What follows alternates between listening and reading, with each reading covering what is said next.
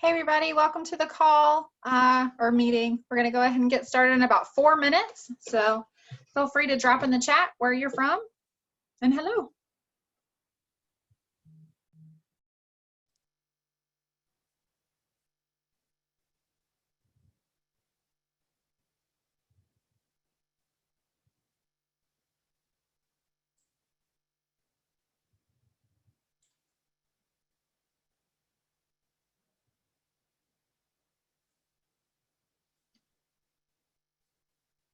Joshua, how's your sound now?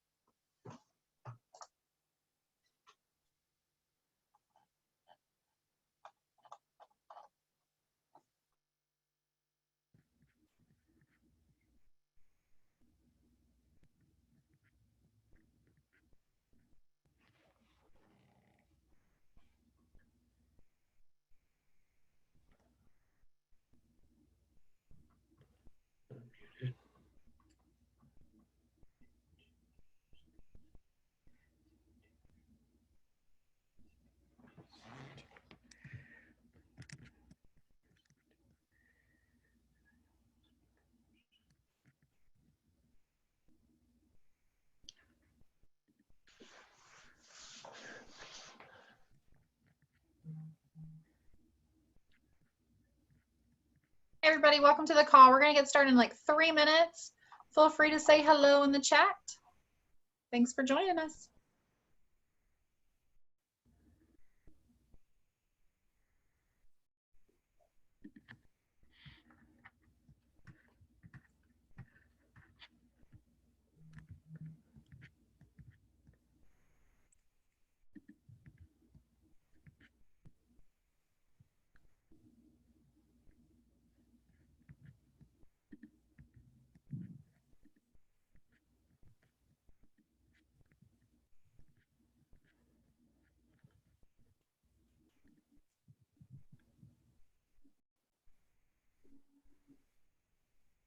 Just doing a sound check. Joshua, can you hear us now?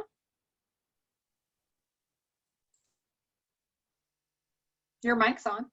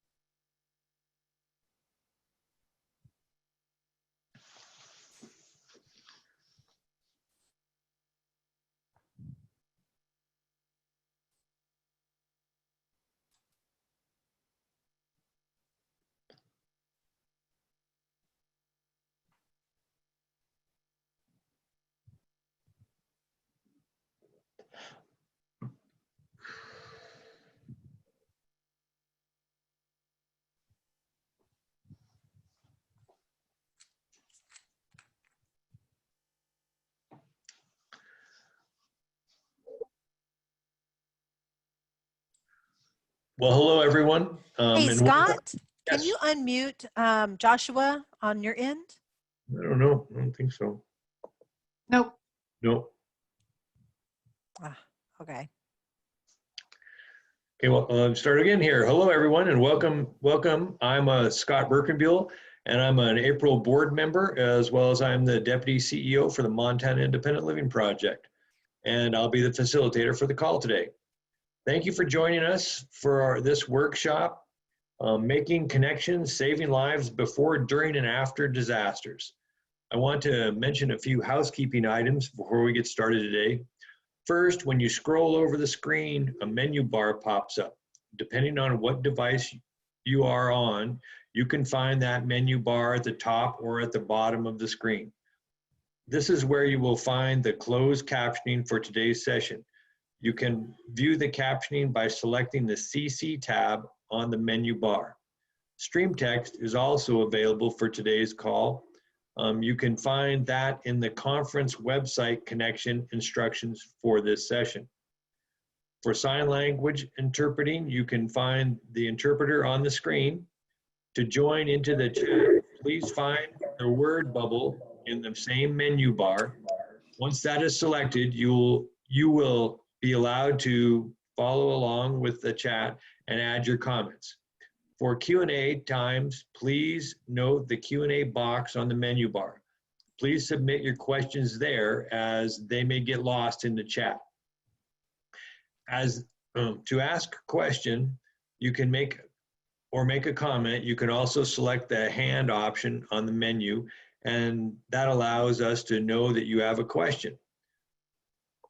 For those of you on the phone today or using keystrokes, we ask that you press *9 on your keypad to raise your hand. We will then let you know when to unmute. Remember, if you join into the conversation, please keep all background noise down as much as possible to allow us to hear clearly. And that's it for our housekeeping. Welcome to the workshop, and I'm going to turn it over to Jim House. Jim? Well, hello, everybody. Good afternoon. Good evening. My name is Jim House. I am the manager for the Coalition on Inclusion for Emergency Planning.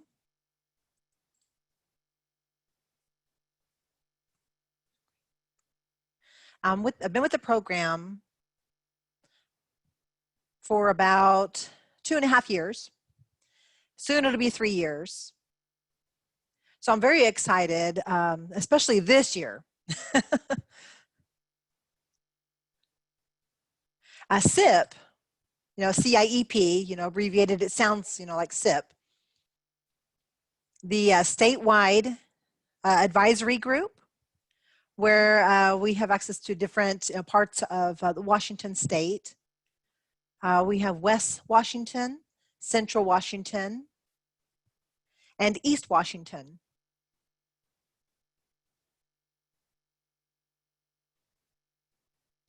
Joshua Hackney is the first panelist, and he started as an intern with Central Washington Disability Resources, CDWR, with the Center of Independent Living in Central Washington. He started his internship and then became the youth transition coordinator position August of 2016. He graduated from Central Washington University in June of 2016 with a bachelor's degree in recreation management. Joshua has been an advocate for students for several years, even serving as the president of a student-run organization advocating for students with disabilities.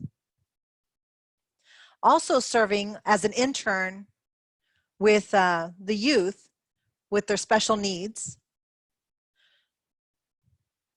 Josh has a vast amount of passion towards working with youth with disabilities. Joshua enjoys spending his free time outdoors, enjoying nature. Next, we have Ivan Tudela.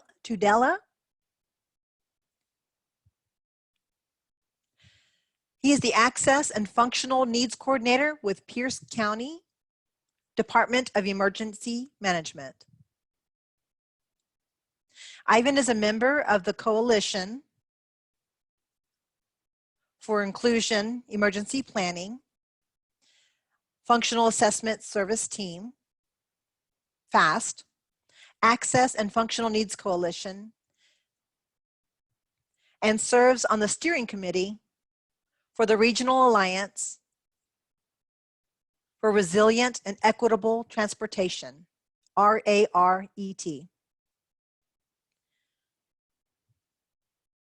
At this time, Ivan has been working in support of Pierce County Department of Emergency Management in the COVID-19 response. Ivan was born on the island of Saipan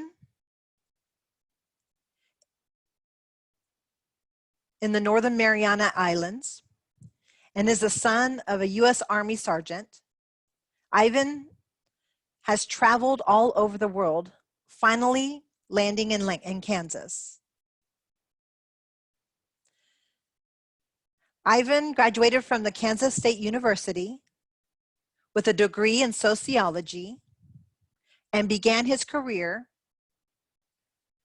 in community corrections in 2006.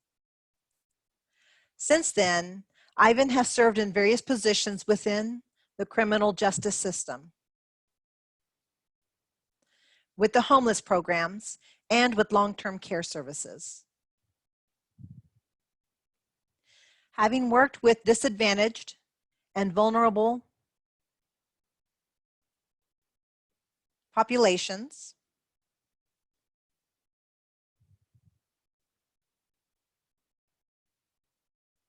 for over 14 years, Ivan brings his experience to his new role in the emergency management, where he is privileged to advocate and safeguard disability inclusion and equality into all phases of emergency management. Deborah Whitmer currently serves as the Vulnerable Populations Planning Coordinator in the Seattle Human Services Emergency Management Team. In that role, she supports inclusive emergency planning, mitigation, preparedness, response, and recovery activities to meet the needs of vulnerable populations. She also works with the community to support their ability to prepare for and to respond to an emergency, as well as appropriately help their neighbors with access and functional needs. She has a master's degree in social studies from the Naval Postgraduate School, Center for Homeland Defense,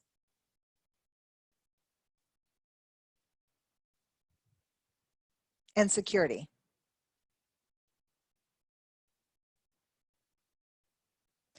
Deborah's career has spanned several fields, including executive roles in 3 nonprofit organizations. She is an experienced public speaker, trainer, and project manager. During the current COVID-19 pandemic response, she is serving as the City of Seattle's Access and Functional Needs, AFN, point of contact.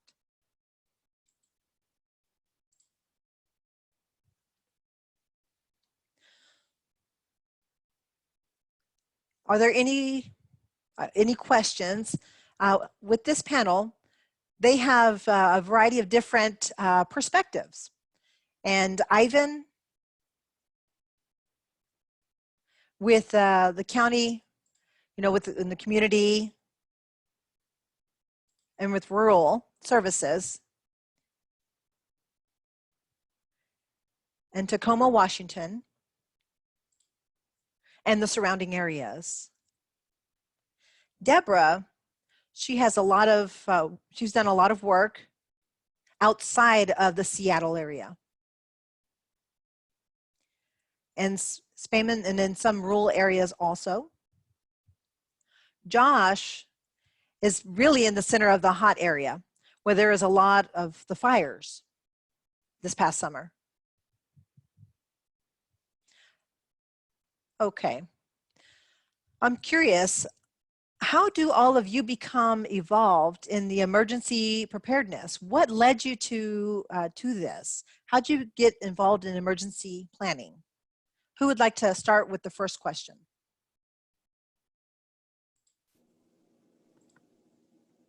Okay, Ivan.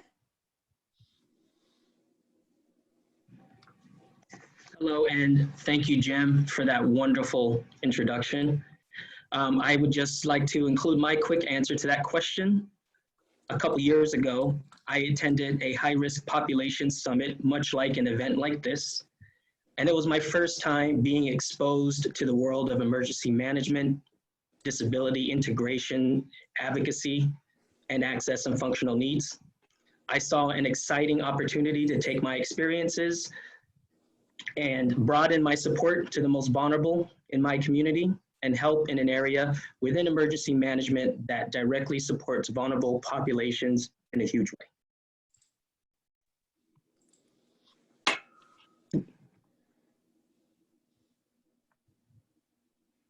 Deborah? Hi, everyone.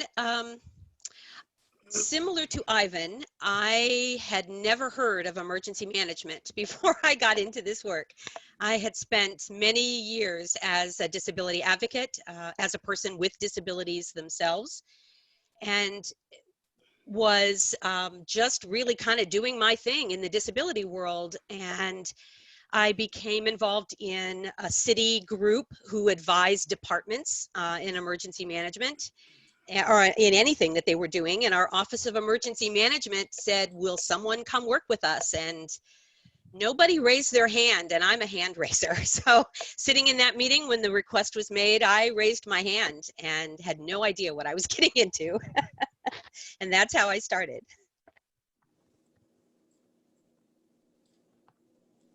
Next, Josh? Good afternoon, everybody. So my name is Josh Hackney. With emergency management, emergency preparedness, before I even started at a Center for Independent Living, I was in high school and I worked and volunteered with the Red Cross. So while I was still quite young, I was 15 and I was learning everything from first aid to CPR to getting an instructor's license to teach near the ending of my high school career. And one of my parents worked for the Red Cross around emergencies. My mom went to Hurricane Katrina, and I saw through different activities and growing up on the Oregon coast that, fires, floods, things like that, I wanted to help people, and I just kept doing what I could with the Red Cross, spent some time going to school, getting my degree, and then when I got into this position, and we talk about our core services from a Center for Independent Living's aspect, and we think about emergency preparedness, when an opportunity opened up where I was able to meet Jim House and learn about CEP and learn about what was around me in my community and the counties that we cover throughout Central Washington. I was quite eager to be able to kind of start making the appropriate moves of meeting other emergency management professionals and starting to really build off of emergency preparedness with our center. So I have some background, but now that I've met so many other organizations and operations that help people during emergencies, I'm definitely excited to be where I'm at with emergency preparedness.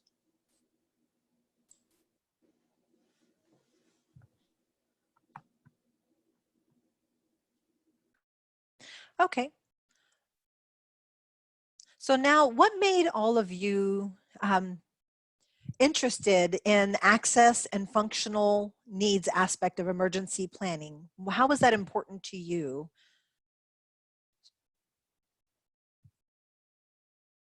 Deborah, would you be able to start with this? Yes, it was a real eye-opener. So I sat down for a meeting with the staff person from our Office of Emergency Management here in Seattle. And next to him on the table was a stack of documents about this big. And they had a couple of sticky notes in them. And he said, would you be able to read these and tell us what you think about how this impacts people with disabilities? And until that moment, it had never really occurred to me that people with access and functional needs are disproportionately impacted by disasters, and that the systems that most governments have set up to assist the community they often don't take into account the needs of people with disabilities and access and functional needs. And that realization really struck me full force in that very first meeting with him, as he asked a lot of questions that to me seemed really simple, but to him, he had no idea how to communicate with someone who's deaf. That was his question, one of his many questions. And it never occurred to me that he wouldn't know that. And so I really got a quick education on the lack of attention to this subject in emergency management in general. And this is now, we're talking almost 10 years ago when I first got into this field. Not that it has changed a whole lot since then, although I think we have made some progress. But really the full force of what we were looking at in Seattle, and here in Seattle, we mostly worry about earthquakes, to be honest. That's the big thing that we plan for here. And the more I learned about that, the more scared I got about how my community, how even I, as an individual with disabilities, was going to be okay in a disaster. And so I decided that's where I needed to put my attention, that was important. And to be honest, it's a little self-serving because I hate feeling helpless. That's probably one of my hardest emotions. And when something goes wrong, I want to know how to help. And this felt like a huge thing that needed help. And so it was pretty easy for me to say, this is where I need to focus. And so that's what I did. That's what I did. And I'll probably tell more of this story later, but the other thing that I learned about that is that people who do emergency management for a living usually don't include the community and people with disabilities in their planning. And that's a huge mistake because we're very creative people. Every day I overcome obstacles with, no help and just how do you do it? And we all do that, right? And we can be very creative in problem solving. So I really felt like there was this disconnect between the community and the professionals. And I wanted to not just fill that gap, but figure out how to get the community involved as well. And so that's part of how I connected with Jim House. And so we were able to work in that area. And I'll talk a little bit more about that, I think, later in a little bit.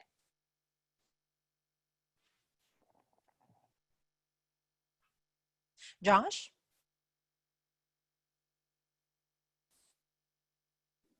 Okay. When I think about action and access and functional needs, something that really stood out to me, and I've done a lot of stuff with the Red Cross, but when I was younger, I didn't really necessarily, have all the knowledge around all the access that could be used for an individual with a disability during a time of emergency. I was still learning. And to be quite honest, it was probably up until this, I think I've been doing CEP meetings and kind of really planting my feet around emergency preparedness a little bit deeper around the COVID pandemic as well as the fires. And, I think about access because I've been in a situation with a forest fire where our family had to evacuate and my younger sister had a severe disability where, we had to kind of get her out of the house pretty quick. So I thought about that as growing up, and that's where I wanted to help people, especially people that needed the most help. The one thing I've noticed over kind of the forest fires that have, taken over Washington over the summer was that individuals with disabilities, I don't think their voices were heard. And I wanted to be able to be that voice to create an impact to help individuals evacuate safely, to be safe, to get the necessary resources that they needed. And through CEP and through other agencies throughout this summer, we ran into some situations where, there was a family in another county that was not served by our centers. It's actually a county that's underserved, but our agency is the closest to that county. And I was able to see real quickly that using CEP, American Red Cross, I was able to contact Veterans Affairs and a few other organizations that when you're working together, you're able to really make an impact and help individuals. And it was probably until that time that I needed to kind of open my eyes a little bit more and see that, you know, it's not just one disability. It's not just a fire, it's an earthquake. Every region's different. If you're on the coast, it's an ocean with high waves, tsunamis, earthquakes. You've got to worry about around Seattle here, it's fires. And I think that's when I think about the access and functional needs, that it's being able to help everybody. And I think through some of these committees and organizations that we partner with and collaborate with is where we're able to really kind of dial down on all the access that could be provided for someone or a family with disabilities.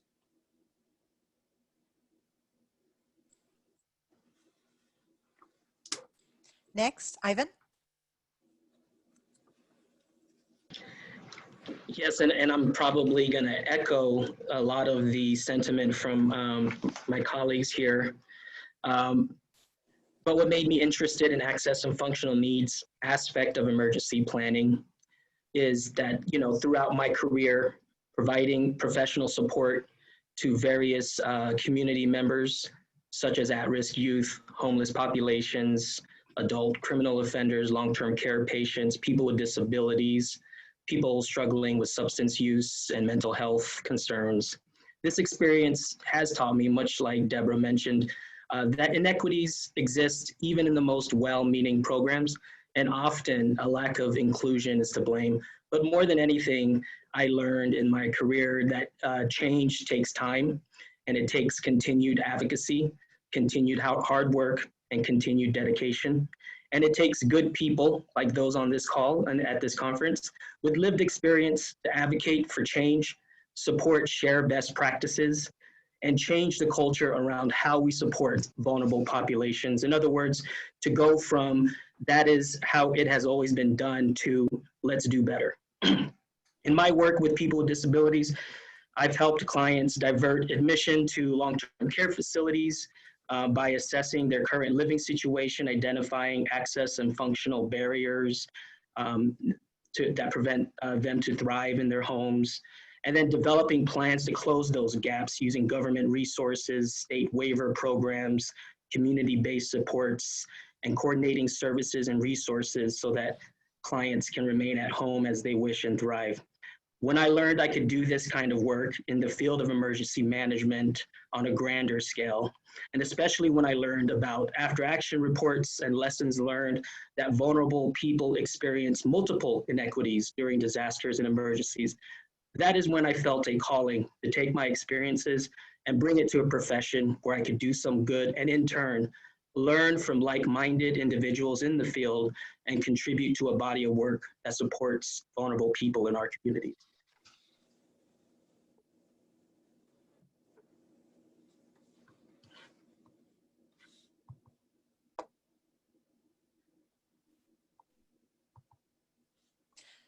From your experiences, what are the things that you would like to see changed so that people with disabilities have a better chance of being prepared for any future disaster?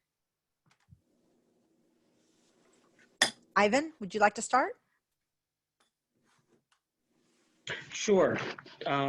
So from my recent experience, especially following the recent wildfires in the Pierce County, Washington area, you know, I received just a handful of inquiries regarding people with disabilities and what to do during an emergency or in case of an emergency evacuation. In these scenarios that I've supported, I learned that the person living with a disability usually doesn't have a plan for emergencies or emergency evacuation. This tells me as a professional that I need to do more in the realm of outreach and education in my community, but it also tells me how much outreach is needed and education is needed in all the organizations, services, and resources that touch a person with a disability to help elevate the message of preparedness at home. In a perfect world, every person with disability will have an emergency plan that is practiced and involves everyone in the plan of care, neighbors, relatives, friends, and the community, so that people with disabilities do not feel alone, and most importantly, are not left alone during an emergency.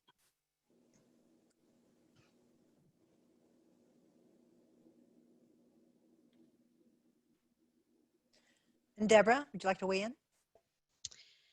Yeah, so I've been on the professional side of this now for almost 5 years, and we have a saying in emergency management that nothing ever gets better in an emergency. And that has certainly been true, I think, with this current pandemic. This is the first time since the early 1900s that we've had a national emergency that has affected everyone in the country at the same time. And it has exposed glacier-sized cracks in the accessibility of government, particularly. And that includes everything from our health system to transportation systems to communication to the way that assistance is being offered or provided in our communities. And none of that, at least speaking for here in Seattle, very little of that was accessible to begin with. And it exposed the day-to-day inequality that we have already, that's already endemic in the system.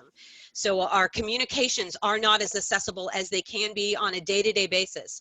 And in an emergency, when that's a life and death thing is communications, that's no time to be fixing those problems. They need to be fixed ahead of time. So I think that one of the things that I think is going to come out, if there's anything good that comes out of what's happening right now with the pandemic, I think that governments and jurisdictions all across the country are waking up to the inequalities and to what needs to get fixed. And so my hope is that this is going to be a huge learning opportunity. I'm big on teachable moments, and I think this is a teachable moment for many of our governments around getting it right, getting food delivery right, getting communications right, getting transportation right, getting shelter right. All of that has to happen on a much bigger scale than it has up till now. So that's one thing. I think the other thing is on the community side. So I don't know how much is really been explained to the service community about this, but FEMA has recognized finally that government cannot do emergency response alone. It is reliant on our community partners, on the Red Cross, on the Salvation Army, on our independent living centers, on all of the different community organizations that serve people every day. In an emergency, we need them to keep doing their job and to help us with the emergency response. And so FEMA has actually started now looking at as what they call community lifelines, and they are encouraging jurisdictions to reach out and make formal partnerships and bring everybody to the table, and that includes the disability community. But the problem is that those of us in social services, in nonprofits particularly, we're already stretched to do our mission with our current resources, staff and money and time. We're already stretched. If you add a disaster on top of that, or planning for a disaster, even in normal times, that is too much for many organizations that we need to have at the table. So government has got to figure out how to fund nonprofit and community participation. We've got to compensate organizations for the time we're asking of them to participate in planning meetings. We need to support community members for the time and energy that it takes for them, provide childcare for parents, provide transportation for people who need it, make sure that all communications are accessible and that we're doing the best we can in our relationship building and the way we're working with community. And we can't, I've been calling it an unfunded mandate because we are continually reaching out to our community organizations and asking for their help, but we're not giving them anything in return. We're not supporting them in a resource way to make that happen. So those are two things very specific that I'd like to see changed in the system so we can help people, individuals, and community organizations to be much better prepared the next time we have to go through something.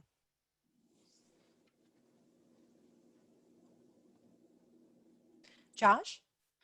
I actually could not agree more with what Deborah has pointed out here. I'll just go ahead and say, if I could see something that could be changed, it could be our communication with emergency management and our public health departments. With Central Washington Disability Resources, when we do our intakes with our consumers, we actually have a box that covers around, would you like an emergency plan? You know, and oftentimes we get individuals that either ask, what is that? Or I don't want that. And I think education is important, knowing, you know, what are the types of emergencies that could affect you? Like, what are the barriers within those emergencies that you might need help with? So I think that education is important, but I think that communication and that relationship building most definitely is vital to being able to serve our consumers and help them in a time of need. With that being said, another thing that I'd like to see is, and I've heard the conversation around the table, I sit on a local public health meeting, and it has everybody from emergency management to our local university and their emergency management teams, and just everybody I can think of that could help in a time of need. And the one thing that I expressed is that, you know, when you put out, I believe it's a 3-year plan or any type of emergency plan with your county, I'd like to see individuals with disabilities in kind of that social service arena be able to be a part of that planning process. I think I've seen one plan in the last 2 or 3 years that I've looked at just out of the blue. I wanted to see how our county was doing with regards to emergency preparedness and how they're here to assist individuals with disabilities. I mean, I looked at it and it seemed like there was stuff that was missing that could be vitally important. And so I think being able to have a seat at the table when making these plans, I think having really good communication and, you know, being able to see when you put up a complex of apartments, you know, is there individuals with disabilities that live there, and kind of creating a plan that when you're working with first responders or you're working with emergency management or public health, being able to create a plan that says, oh, you know, we have several families or several individuals that live in such and such complex, they may need some assistance with evacuating. So if I had to really take a look at it, like I said, I think communication, education, and just having a seat at the table when making these plans, really having a voice.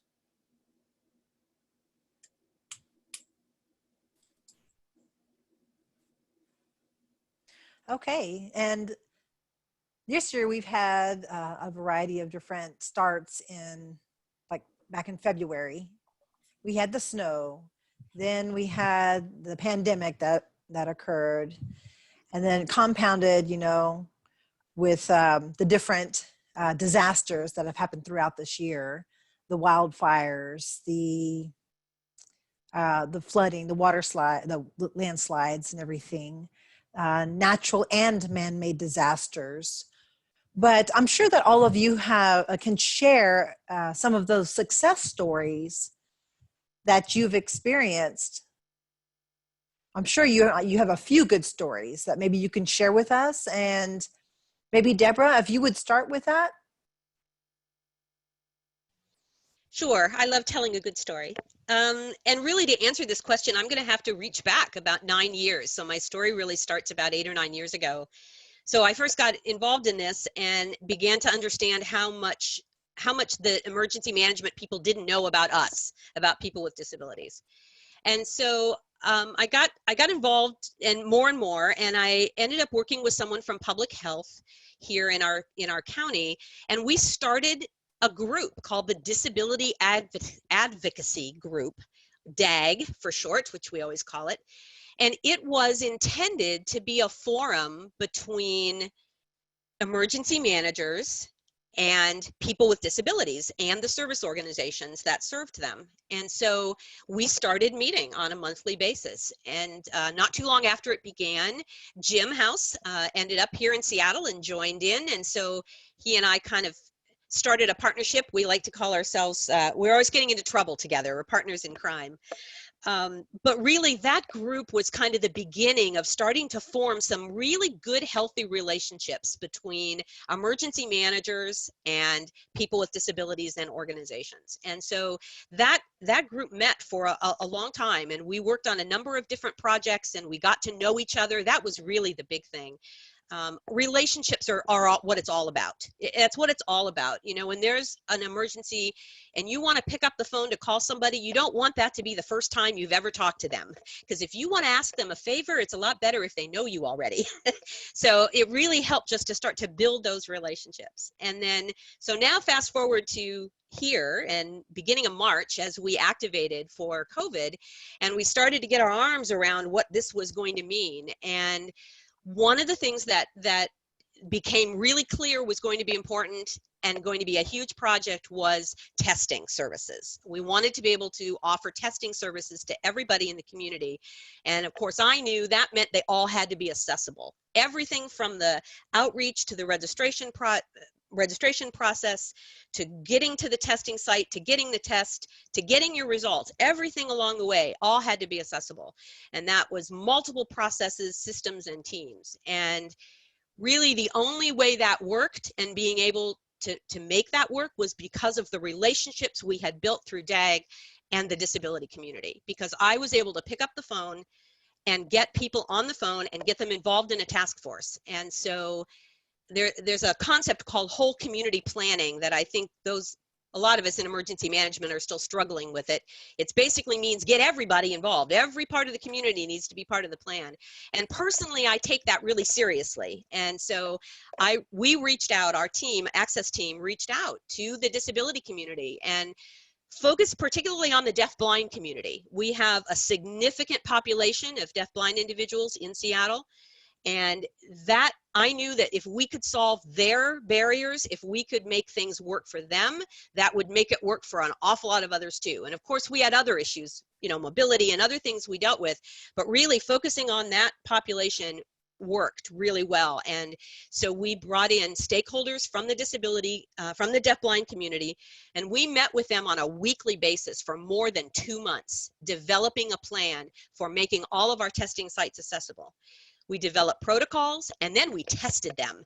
And we went out to we picked a testing site, we trained the staff, and then on a Saturday, we had put out the notice and asked anybody who needed to get tested. And on a Saturday, we tested 10 deaf-blind individuals on one day in a testing site, and along with all the other work that goes on in that site. And that was it was an eye-opening experience. We learned a tremendous amount that informed our plans, but it was such a success, and it started the storytelling within the deaf-blind community. And now the word is spreading and people are telling their stories of what their experience was like.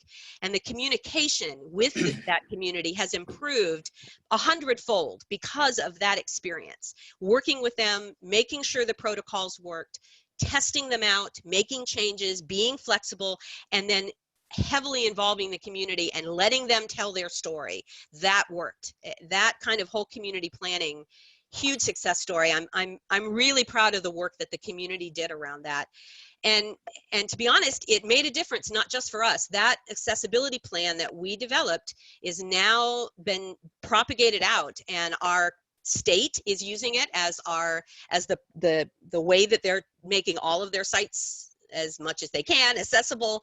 It's been shared out through FEMA, and from what I'm hearing, it's getting a lot of testing of the plan, which is great. And on just kind of a side note or an addendum to that, we are all, knock on wood, hoping to turn to a vaccine delivery at some point. And our intent with that plan was that it would flexibly pivot to vaccine delivery with very little change, so that when that vaccine is ready, and people with disabilities as a vulnerable population should be one of the priority populations that'll come early in that delivery process, we're ready to deliver that vaccine accessibly to the community. And I'm really, really proud of the work that our group has been able to do with that. So if you can take anything from that, start early, when things aren't bad, get people together and build relationships.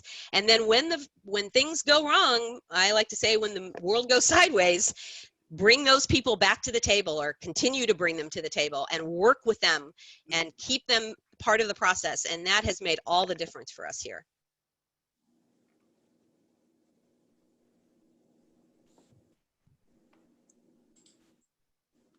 Wow.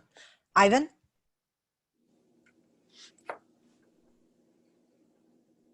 Yes, and So I want to just highlight some success stories that I've experienced the past year. Very proud and happy for the functional assessment service teams. They've been utilized quite a bit during the COVID-19 response, mostly for site surveys and on-site support for access and functional needs. They were requested through a few operations from the Washington State Department of Health, but also through Tacoma Pierce County Health Department. We provided site survey support and access and functional needs support to mass testing sites, adult flu clinic operations, and continue to do so for mobile testing events. These operations have all included limited English proficient communications, LEP communications, in the form of in-person and telephonic translation services. Also, FAQs, community resources, and other handouts have been translated for the public in the top languages. These were successes in that it was a heavy lift for our FAST team. Let me tell you another thing that the pandemic kind of highlights is our need how much we need our volunteers in our community and how important they are to a whole community response. I found that the pandemic made a huge or impacted a huge population of volunteers who fit the high risk category and who are usually supporting things like food banks, and other areas, Citizen Corps and such. So even here in the FAST teams that I coordinate, that support was impacted as well. That being said, I am proud and very happy for the support provided thus far. And I was able to also help coordinate a lot of the LEP communication services, and this coordination continues throughout the COVID-19 response, which is a success in communication access and AFN supports. During the recent wildfires in Pierce County, I was thankful at the Pierce County Parks and Recreation Department for opening up one of their parks for large animal sheltering. This wasn't planned. This kind of happened in the planning of the response to the wildfires, but it kind of opened up doors to other ways we can partner with Parks and Rec, and I'm very excited for that coordination in the future. Again, knocking on wood, hoping we don't have any more disasters. But anyhow, and then watching the community come together during the wildfire response, a few households offering up their acreage of land to use for pet fostering, and nonprofits supporting evacuees in our communities, such as the American Red Cross, Citizen Corps, Pierce County Parks and Recreation, Tacoma Pierce County Health Department, Pierce County Human Services, the More Right Group, just to name a few. This was a good example of the whole community coming together during a response.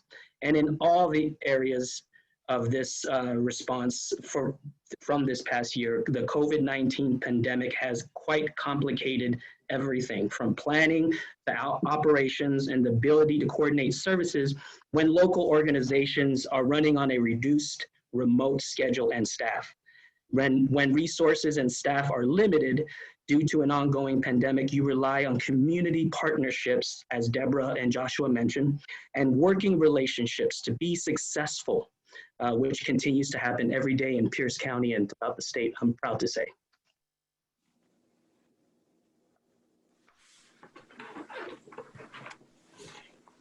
Josh? I think when I think about kind of a success story, one thing that comes into play here is where I saw even myself having more passion for what we do and helping individuals with disabilities.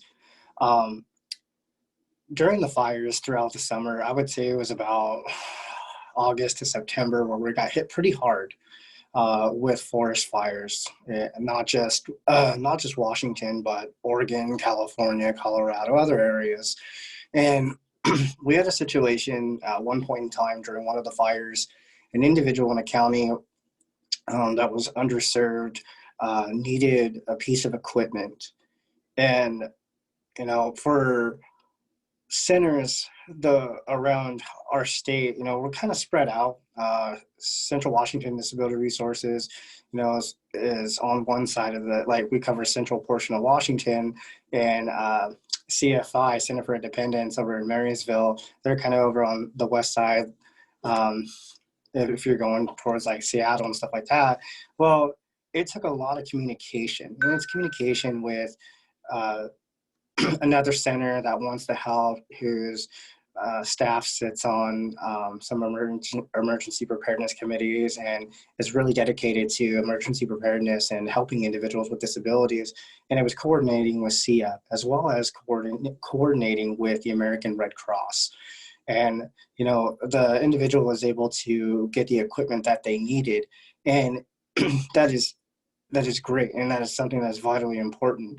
The success out of that is when something happens, whether it's a fire, an earthquake, a flood, to see a number of organizations come together to find the resources that an individual needs. Because during this pandemic, finding some equipment was difficult sometimes, because you're having to call organizations that might be closed because of the pandemic. They're having to work remotely. They don't have enough staff in the office. So to have that key communication and everybody working together, I mean, it really helps. And to me, that's a success story, because you can build off of that. Also with that, we've been able to, with Central Washington Disability Resources, the relationships that we've created with our local public health and emergency management. We just submitted a grant in coordination with public health around emergency preparedness. And it is the grant, there's only 10 of them that are offered throughout the US. And we couldn't have done that if we hadn't had good relationships or built those relationships. Unfortunately, through this time where we have COVID, where we have fires, that's where we've been able to create such strong relationships. And with those relationships, with the unfortunate of some of these fires and COVID, we're able to work together, but we were also able to create a relationship in looking at grants that could really help individuals with disabilities during an emergency. So I think success-wise, I think it's how we've all been able to collaborate and partner together to help even one individual, not just a family and not just a group of individuals with disabilities, but everybody. And that to me is where I see a lot of the success.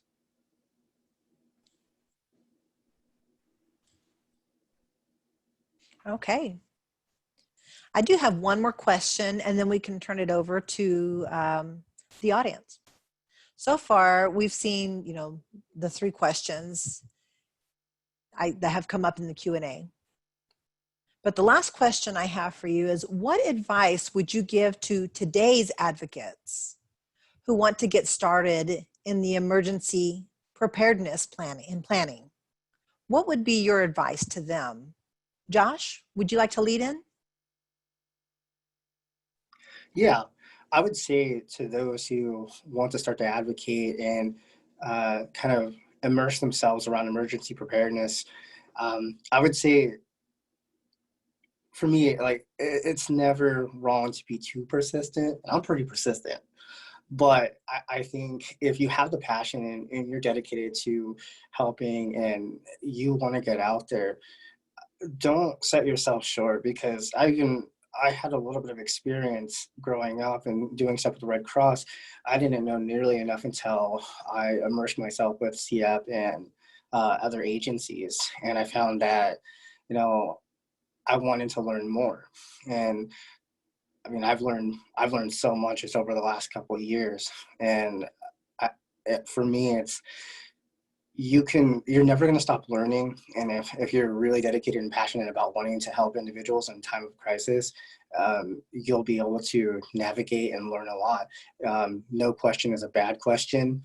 And, just listen, ask questions, and, be ready. Nothing is ever the same.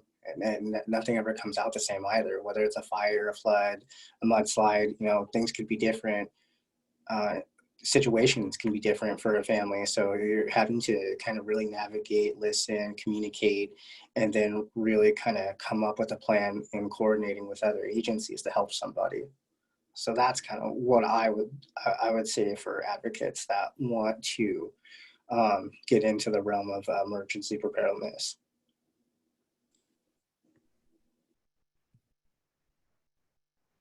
Next, Ivan. Yeah, and again, I'm going to echo my colleagues' words. What advice to give to today's advocates who want to get started in this field? The more I work in emergency management, the more it becomes evident that a successful emergency management professional has developed great working relationships with community-based organizations, government agencies, nonprofits, and the community, the residents you support. These relationships are fostered and strengthened through ongoing collaboration, community outreach, education, supporting one another's programs, initiatives, and working together during response and well into the recovery phase. To get started, you just have to attend one meeting, one conference just like this, or one event, and perhaps that will be your first step towards a career in emergency management, like me.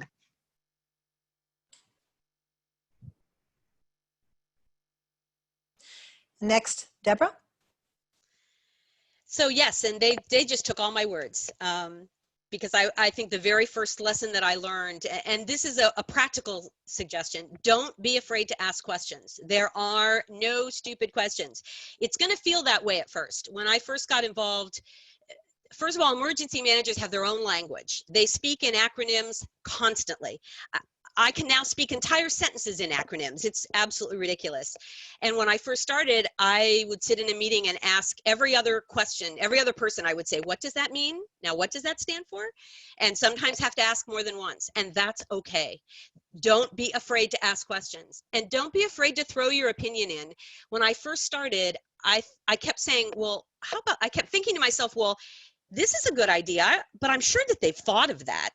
Well, they hadn't thought of that. It's interesting how they have their whole world that's very professional, but so do we, and so do you as an advocate, and even or as a person with a disability. You have a body of knowledge that they do not have, that they need to have. So it's really two sets of experts coming together and trying to figure out how to speak the same language and how to identify the problems that together they need to try to solve. And you can most definitely be a part of that. Just a short story that I really like. I think it's very illustrative. I was sitting in a very large meeting it was regional. So there were people from the state and from FEMA and all these people much higher in title and pay than I am. And at the time, actually, I was still a volunteer. So I wasn't even a professional in this. I was still just a volunteer community member, the only volunteer sitting at the table and the only person with disabilities sitting at the table. And a group of people came in who had developed an ad campaign. We do a thing called Take Winter by Storm for winter preparedness. And they were going to show this group, we had spent, I don't know, $40,000 or something to buy this ad campaign. And so the group came in to show us the ad campaign. And we were all sitting around waiting nice and quietly while they tried to bring it up on their screen, and they got it up on their screen and they hit go, and the video came on, but the sound did not. And the video played while they frantically tried to figure out the sound, and we all sat there looking at each other, and then after about 20 or 30 seconds looking at our watches. Well, not me, because I finally, after about 60 seconds, which is a long time when you're sitting waiting for somebody, I finally just kind of spoke up in a bit of a small voice, which is not like me. I said, you know, if these things were closed captioned, this wouldn't be a problem. And again, there was this silence. And then in about 5 minutes, we gave them another $20,000 to caption every single one of the videos they were producing. And it didn't even take an argument, because that's all it took. And that was a very powerful, teachable moment for those people. And it opened the door for them looking at me like I might know something. So take the opportunity to say whatever you think needs to be said. You would be surprised what they have never thought of that we live with every day. So don't be afraid to ask questions and to make suggestions, because you will make a real difference. And I really hope that at least half of you that are sitting in this meeting get involved, because we need so many people to have a good voice and to speak up to help the community. So thank you all very much for being here. And I'm looking forward to hearing what you have to say.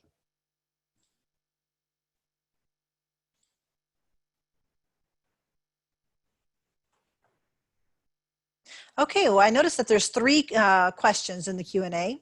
The first one says, what gaps do you currently see in emergency preparedness? I think we've kind of addressed that question. So the next one, it says that, what are the barriers that we were seeing so far? And we kind of answered that. But one of the questions from Thomas Olin, it says that during the COVID pandemic, we see a lot of people being put inappropriately into nursing facilities and state hospitals and under other congregate settings with no easy way of communicating to the outside world. And also for those of us who are in, independent living and other disability organizations, to be able to reach those persons of need. How are you able to reach those people? How would you answer?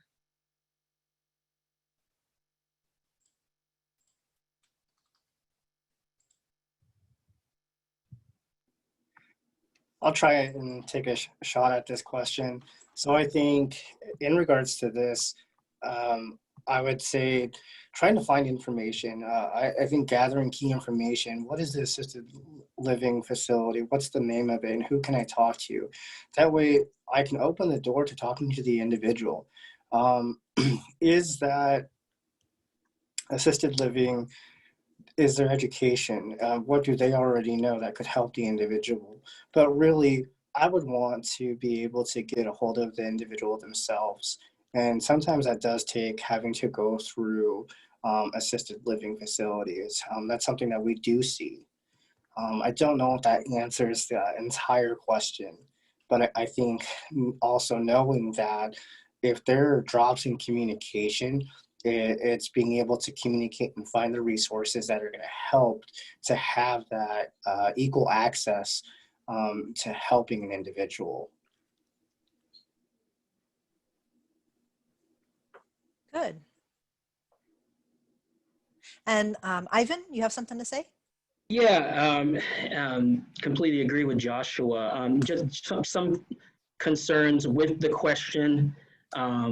Persons being inappropriately discharged to nursing facilities and state hospitals and other congregate settings, that's concern number one.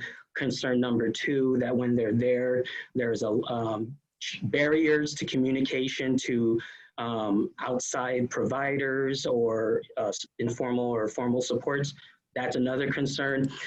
If I was supporting somebody with this question, my first step would be to reach my local long-term care ombudsman and just have that discussion, discuss these issues, get that person's perspective on next steps, maybe even identifying the DSHS or Human Services Agency that is connected to home and community-based services or the AAA office, Area Agency on Aging. Depending on if it's a nursing facility, AAA would be appropriate in that case. But definitely, as Joshua said, reach out to your government agencies and partners. If you're advocating on behalf of someone, if this is a relative or a loved one, I would definitely reach out to a local AAA office and explain the situation, and maybe they can direct you to someone who can help. I've heard this type of scenario throughout the country. It's unfortunate, and there isn't no easy answer, but this is how I would address this. Yeah, everyone, this is Scott, and we're at our end of our time today for our workshop. Jim, did you have something you wanted to add?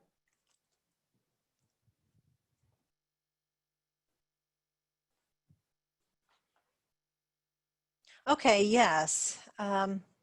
It's been a pleasure. Thank you, panelists. Appreciate you coming in. And in my years, with emergency management,